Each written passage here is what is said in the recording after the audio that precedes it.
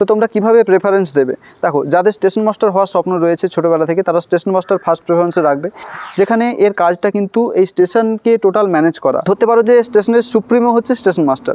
যারা ভাবছো যে আমি টাকার জন্য ইন্ডিয়ান রেলওয়েতে আসবো বা প্রচণ্ড টাকা ইনকাম করব, সেখানে তোমরা গুডস ট্রেন ম্যানেজারকে ফার্স্ট প্রেফারেন্সে রাখতে পারো।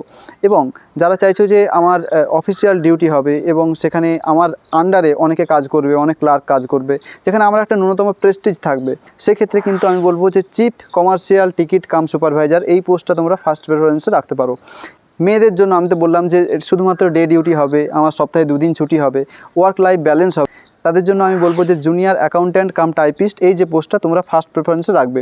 এরপর যারা চাইছো যে শুধুমাত্র ক্লারিক্যাল কাজ করব, কোনো ধরনের চাপ নেব না, যাব একটা ফিক্সড ডিউটি করব, চলে আসবো, অর্থাৎ মাথার কোনো ধরনের প্রেশার থাকবে না, তাদের জন্য আমি বলবো যে সিনিয়র ক্লার্ক কাম টাইপিস্ট এই পোস্টটা তোমরা ফার্স্ট প্রেফারেন্সে রাখতে পারো। এখানে মোটামুটি একটু অনেকটা কম হেক্টিক।